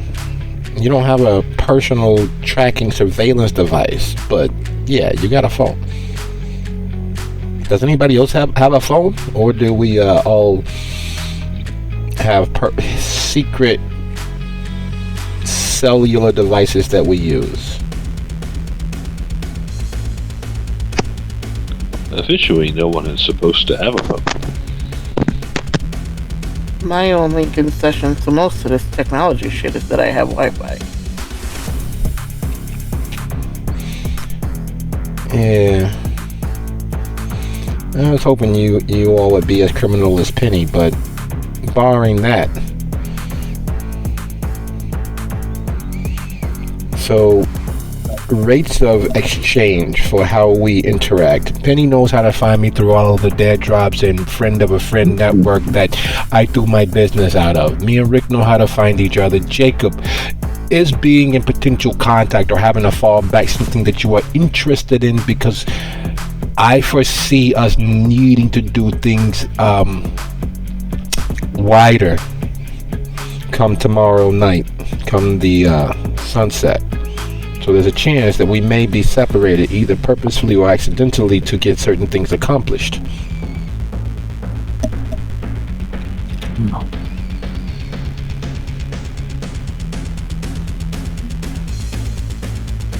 Potentially. You, of course, all know where I live. Yes. We know how to get a hold of Rick. We know where Rick lives. Everybody knows how to reach out through the network to get a hold of me and my services. The only question here, Jacob, is you, my friend. Do you have a dead drop or a way that we could potentially contact you if separated?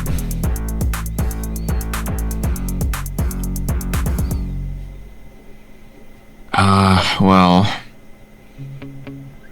I guess I still have...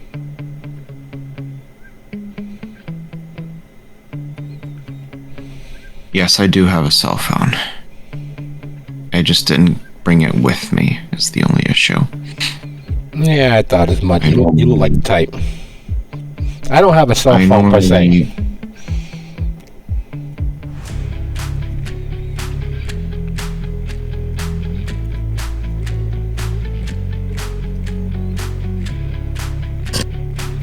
You know, this is not the problem that we make it out to be. There's a bodega down the street that we can hit as soon as we wake up and pick up burners. And the only number in the burner will be each other. I'm a little strapped for cash. I didn't hit the lottery when it comes to dying, so.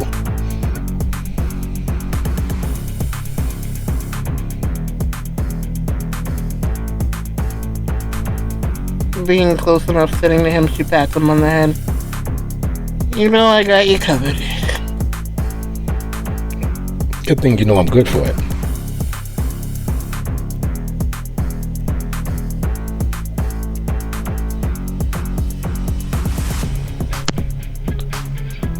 So, with those conversations and loose plans laid, the sun begins to break the horizon. You feel slumber take you, and before you know it, your eyes are not even closed, but you are back to being a corpse that does not walk around, at least for the next 8 to 12 hours. At that, we will bring this episode to a close with the myriad of problems that they have faced and come face to face with over the course of one single evening. And when we resume in episode 4, we will pick up at the beginning of a new night. Thank you all for indulging me. Hope you had fun. Thank you. Good night. All right. Good night, everyone. Good night, time to go food. Good night. Good night.